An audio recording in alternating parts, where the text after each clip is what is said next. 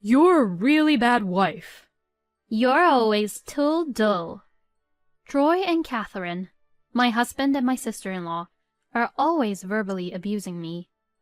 Get out and leave this house, you worthless wife who doesn't even do her household chores. Jennifer, my mother-in-law, said this and randomly grabbed salt and spilled it all over me. Because of this, my whole clothes were covered with salt, and some of it went in my mouth, which was very salty. Here you go. Here is the divorce papers. It seems like Jennifer and Catherine has prepared the divorce paper in advance. I took the divorce papers, filled in my name, and packed up my things. Well, this is it. Y'all should be thanking me for taking care of you all. My name is Cynthia. I am a 30-year-old office worker. I have been married to Troy for 2 years now. We met at a blind date, and when we met, Troy was an employee working for a small company. At the blind date, Troy was the one who was interested in me and made his moves on me. Since he seemed to be sincere, worked diligently at his company, and even though he was 2 years younger than me, I was able to picture a stable life with him. Because I was able to picture the future life with him, I decided to go on dates with him to get to know him better. He was very kind and was such a gentleman. He always took me out on dates, which made me become more and more attracted to him.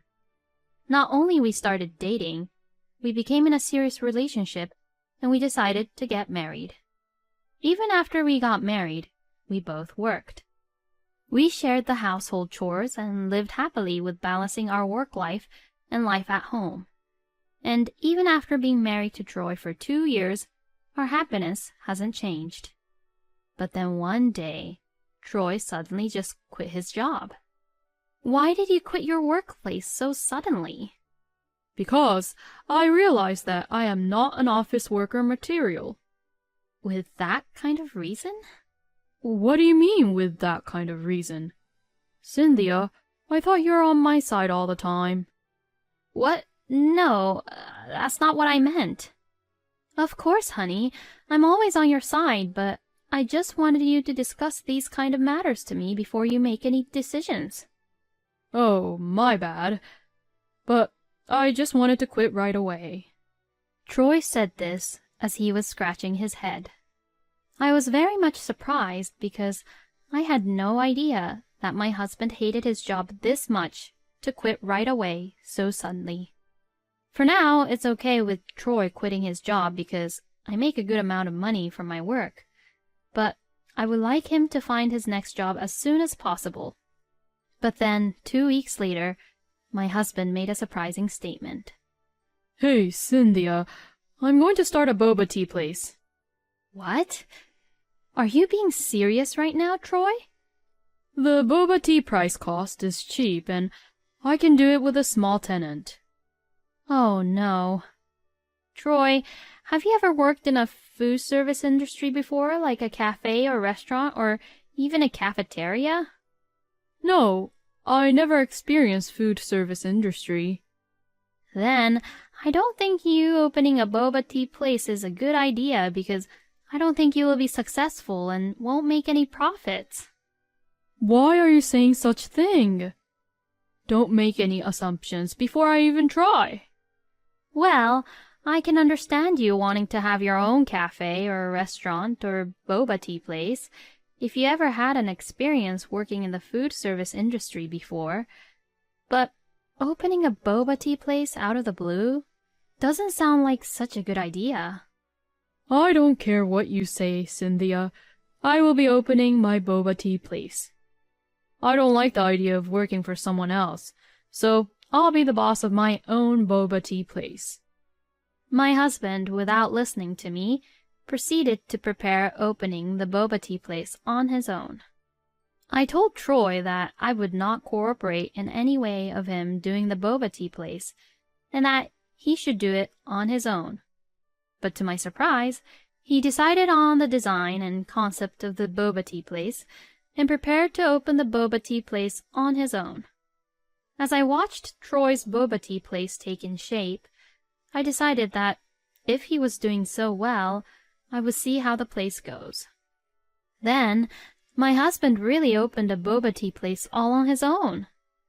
The boba tea place has a nice atmosphere and the location is not that bad. For a moment, I thought Troy's boba tea place could really be a thriving business.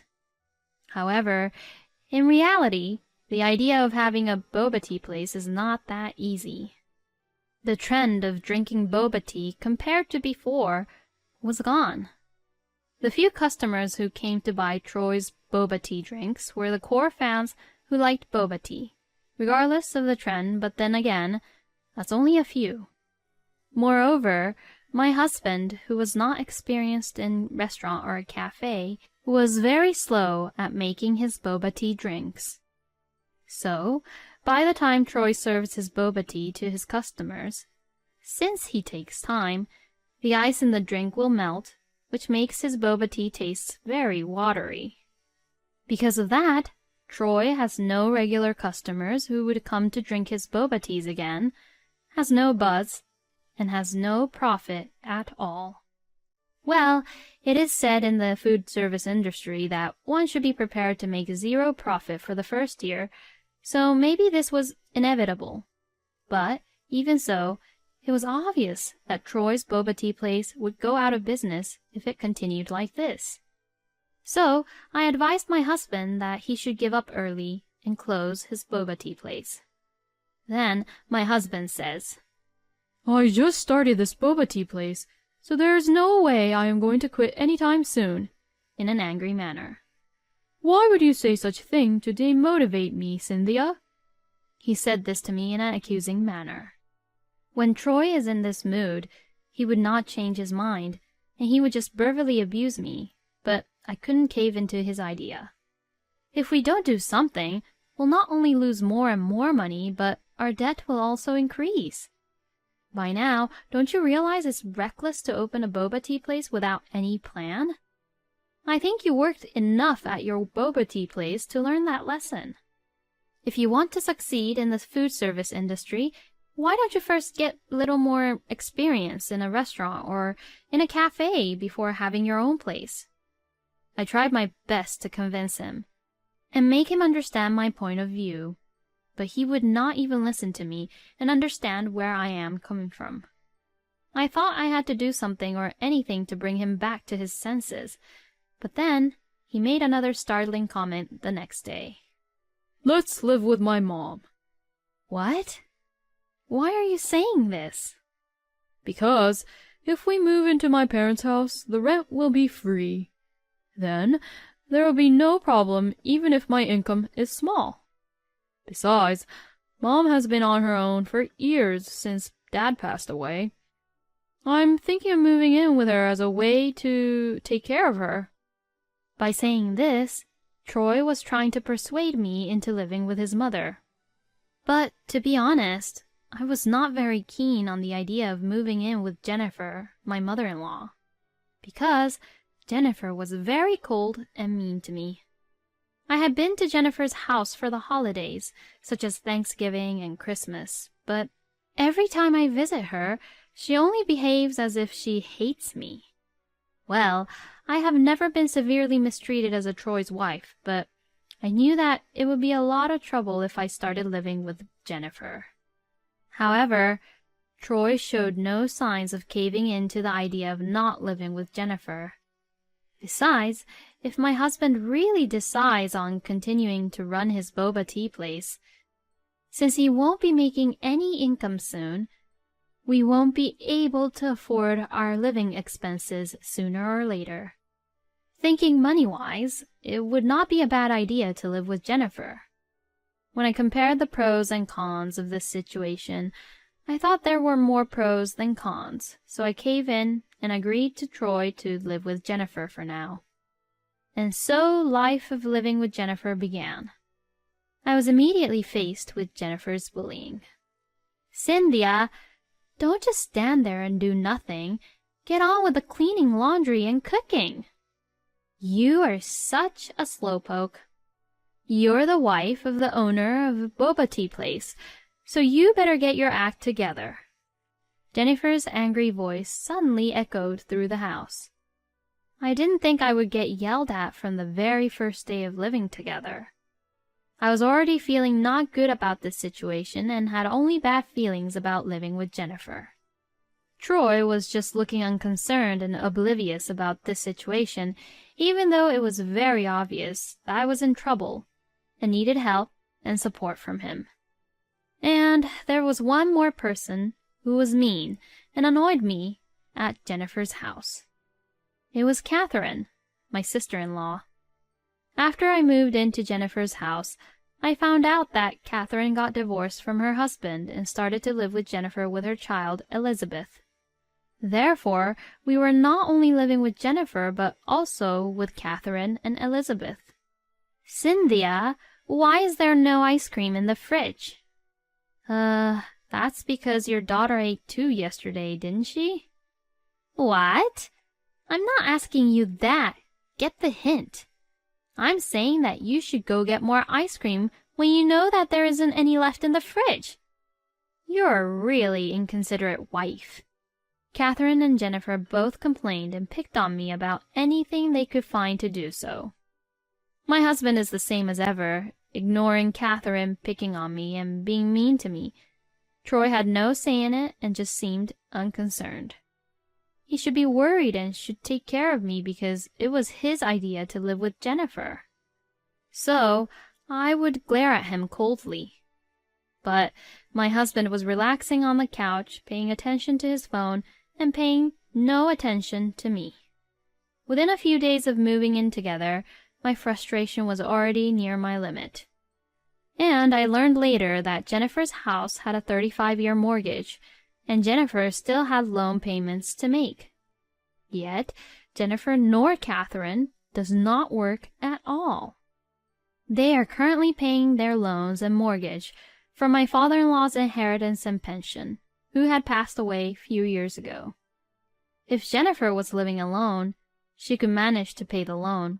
But now, since that Catherine and Elizabeth is living with her, paying off her payments have become much more difficult for Jennifer. Therefore, Jennifer said, "If you are going to be living with me, you should put some money in the house," to me.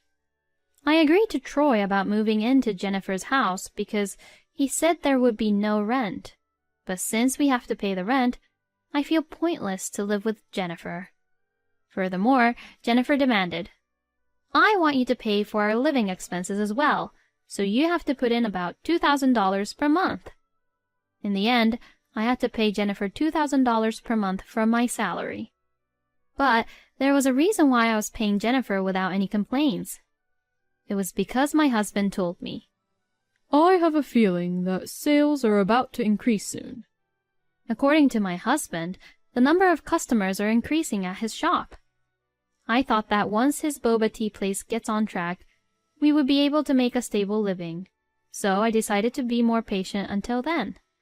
So, for the upcoming 3 months, I was very patient. In the meantime, Jennifer and Catherine continued picking on me and being mean to me. Since I was about to reach my limit, I decided to sneak out and visit my husband's boba tea place unannounced. But, to my surprise, there were no customers there. I watched his boba tea place from a distance for a while, but there was no sign of any customers at all. Maybe my husband was lying. That thought crossed my mind. At the same time, at my workplace, I succeeded on my project and was getting a promotion. After getting my promotion, I was put in charge of a joint project with a new company. Since it's a new project with a different new company and I was in charge of this project, I had a lot to do for my work. Working overtime became normal, and there were times when I had to come in very early for work. This meant that I had less and less time to do household chores. If possible, I wanted Jennifer and Catherine, who are always at home, to do the household chores, but they stubbornly refused. Household chores are for the wife's job. By saying that, both Jennifer and Catherine refused to do any of the household chores and just left it to me to do them. So, when I couldn't do household chores for a while because of the new project I was in charge of, the laundry piled up, The room was covered with dust, and it became a real mess. Moreover, I have to also prepare dinner for them, and on days when I have to work late, Jennifer, Catherine, and Troy would have expensive food delivered to home for them to enjoy and leave nothing for me to eat. And even though I am unable to do household chores because of my work, Jennifer and Catherine just blames me for it. Recently, not only Jennifer and Catherine, but even my husband blames me. You're a really bad wife. You're always too dull. My husband and my sister-in-law are always verbally abusing me. Get out and leave this house, you worthless wife who doesn't even do her household chores. Then Jennifer said this and randomly grabbed salt and spilled it all over me. Because of this, my whole clothes were covered with salt, and some of it went in my mouth, which was very salty. This is way out of hand, and this situation is too horrible. I have tried my best to do the housework in my own way, and I have contributed in many other ways, such as putting in money for living expenses. And yet, I get such treatment like this. You're the one who feeds off from Troy's earnings, and doing nothing but being so arrogant. What?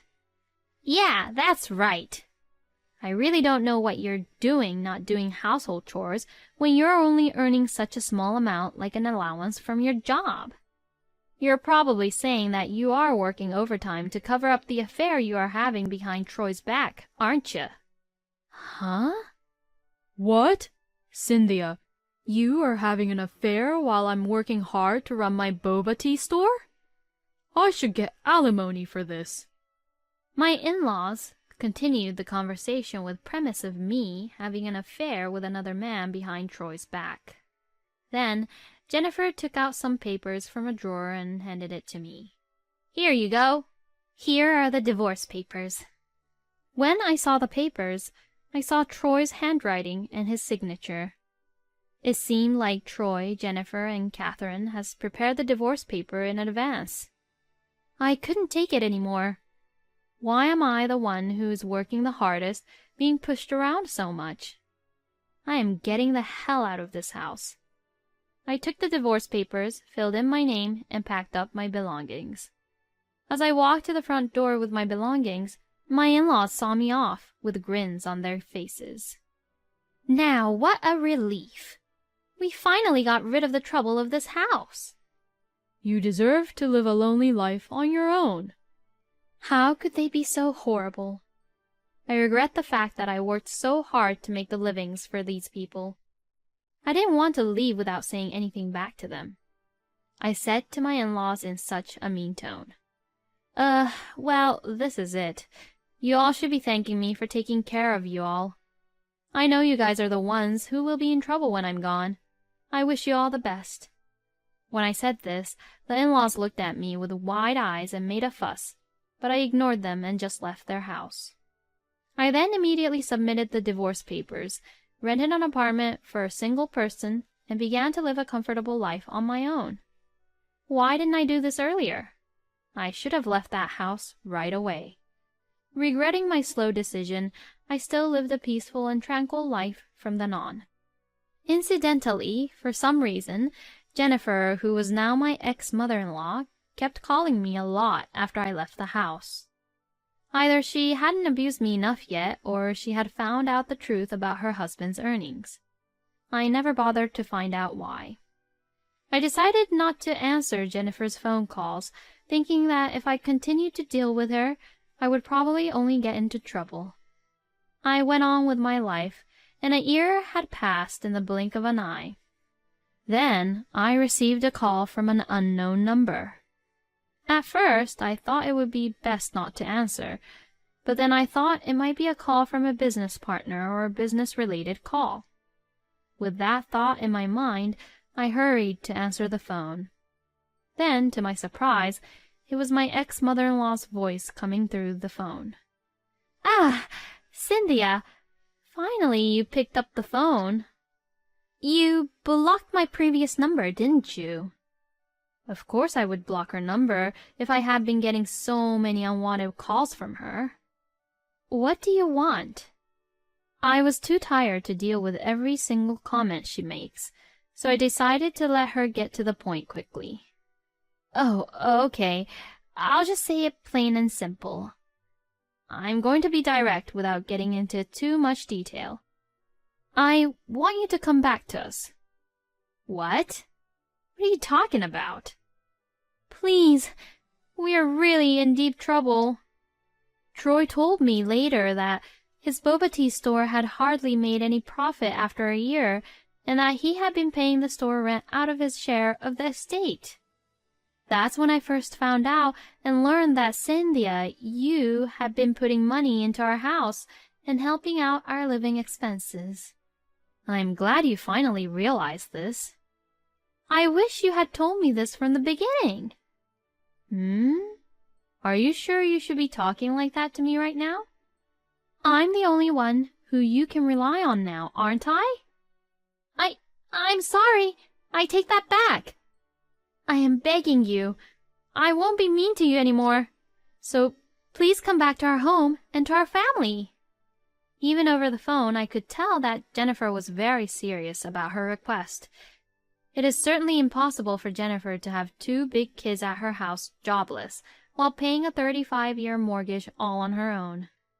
But then, Jennifer has been mean to me too much for me to be nice to her. I'm sorry, but I will never forgive you. There is no way we will ever get back together. If you can't pay the mortgage, why don't you sell the house? Well, Troy has been running a deficit for a long time anyway, so his debts are likely to be substantial. If you add all of those debts together, it wouldn't be enough to just sell your house, though. That's not why I'm asking you to do this. Troy's boba tea store went out of business 3 months ago. Oh, really? I knew it. I knew that he would go out of business. But it's none of my business anymore. I'm divorced, and you said it yourself. I'm worthless to you. Oh, I said that because that was just an emotional outburst. I don't care anymore. Anyway, I am already a stranger to you. You're on your own now. With that, I hung up the phone. Later on, a mutual friend of mine and Troy told me about what happened to Troy and his family, my ex-in-laws. Troy and his family could not pay the mortgage on the house and eventually sold the house, but because it was sold for a surprisingly low price, they were still burdened with a large amount of debt. In addition to that, since Troy's boba tea store had been losing so much money and was in a heavy debt, all the ex-in-laws are now working part-time jobs to pay off all of their debts. Meanwhile, I have been promoted at work and my salary has increased. Now I spend money only for myself and live a peaceful and happy life. From the beginning, Troy was such a crazy husband, wasn't he? And to that, his sister Catherine and his mother Jennifer are the worst human beings. I think Cynthia did well to endure living with such a crazy family.